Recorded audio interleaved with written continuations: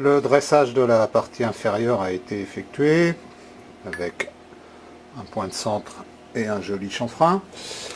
Maintenant, il faut faire la mise à longueur, c'est-à-dire le dressage de l'extrémité supérieure. Et là, il commence à y avoir un problème parce que notre tube ne rentre pas dans le membrin. Donc, du coup, on va utiliser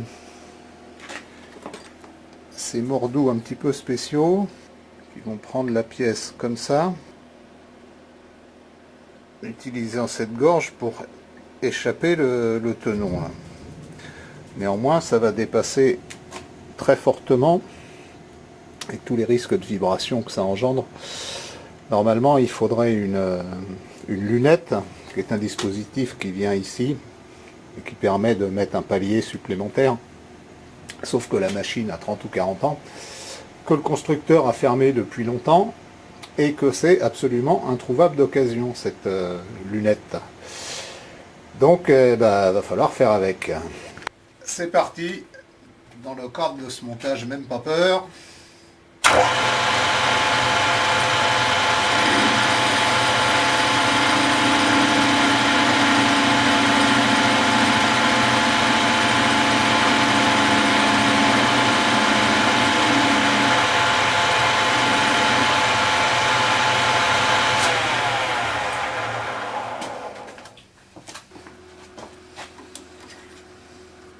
Contrôle de la longueur.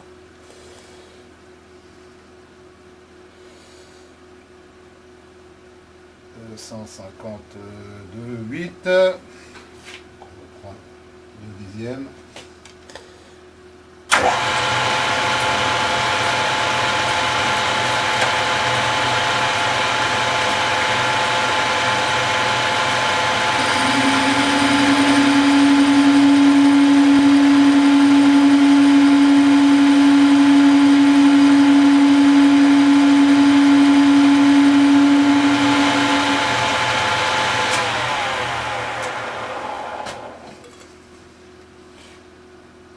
Entendu les vibrations, donc on va réduire 1/10 seulement maintenant.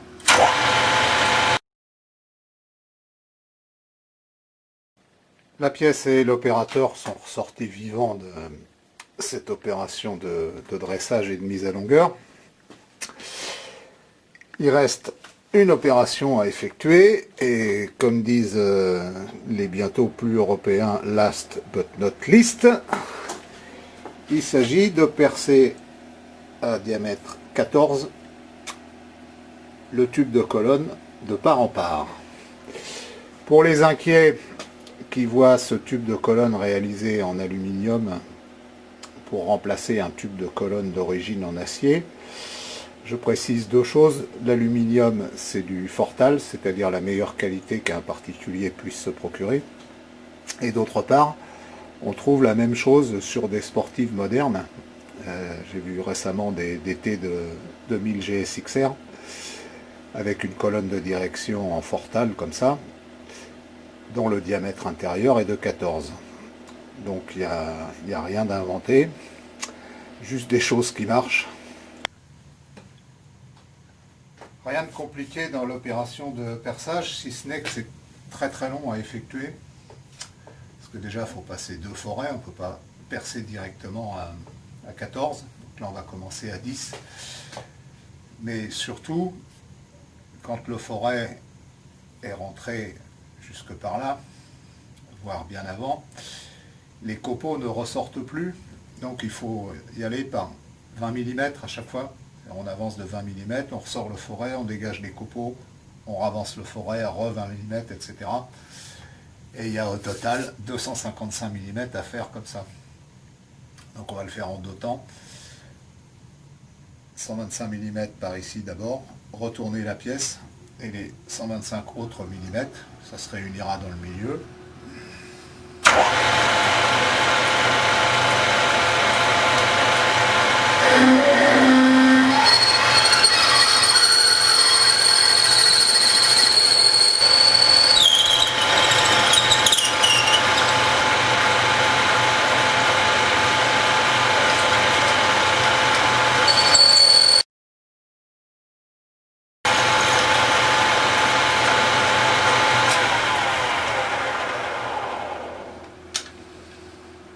changer de forêt. Changement de forêt effectué. Pour l'heure, on a 70 mm à diamètre 10. On va donc les transformer en 65 mm à diamètre 14. Et après, reprendre avec le 10 pour aller un petit peu plus loin. A priori par morceau de 30, 40, 50 mm si on peut. Alors là, c'est au feeling, on s'entend si les copeaux bourrent ou pas. Ça va se compliquer un petit peu plus loin.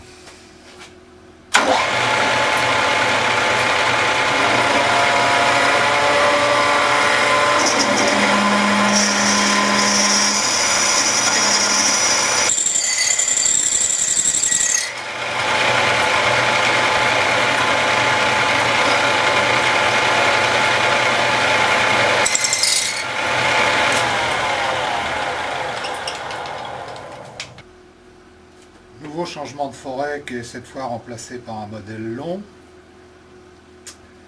Donc une partie est déjà dans le trou effectué. En gros, pour arriver au milieu de la pièce, il va falloir le rentrer complètement jusqu'à la fin des gougures.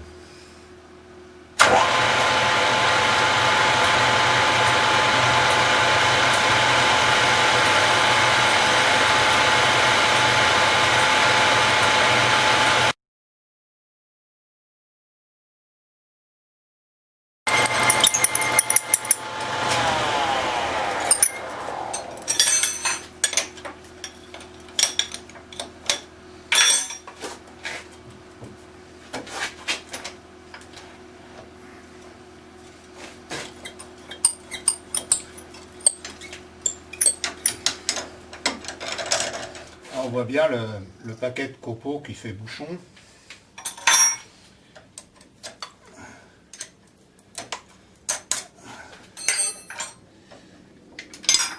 Introduction de la tige. Hop.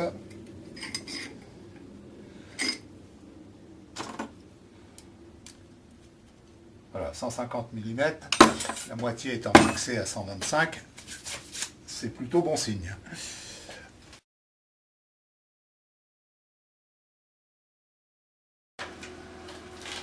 Le petit forêt précédent a débouché dans la partie qui avait été effectuée en passant par l'autre côté.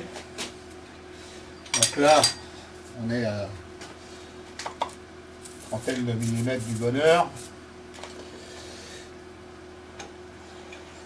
Principe.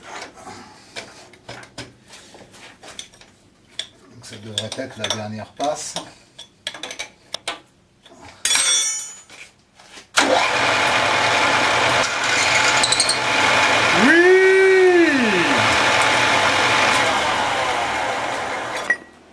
Voici le tube de colonne quasiment terminé, en tout cas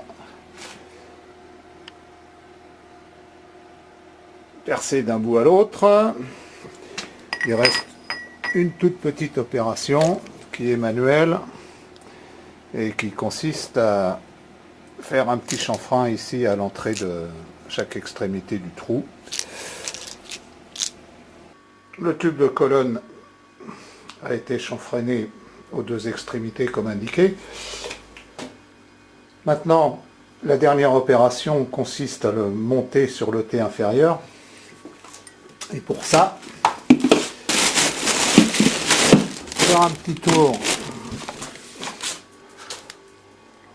au congélateur, histoire de se contracter d'environ 1 centième à 1 centième et demi. Dans le même temps, le T sera chauffé.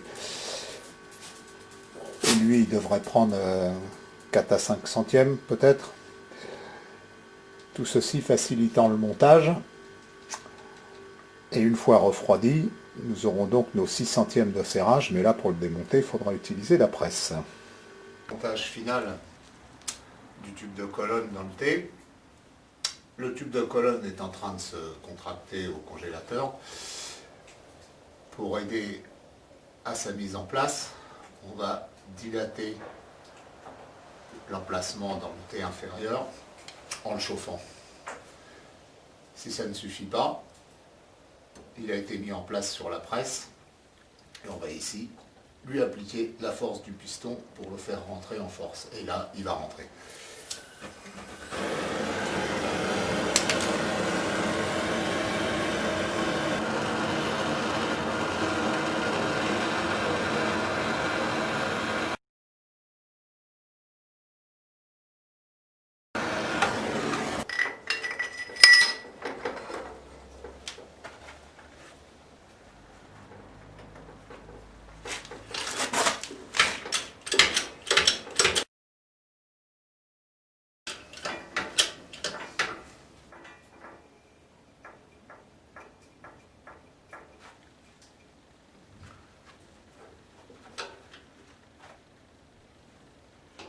Voilà, le tube de colonne est en place.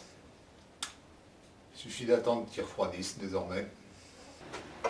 Le thé et son tube de colonne sont revenus à une température normale. Désormais, il reste à monter le roulement inférieur et ensuite à mettre en place sur le cadre de la moto. Merci d'être resté jusque-là et à bientôt pour un nouveau boulot.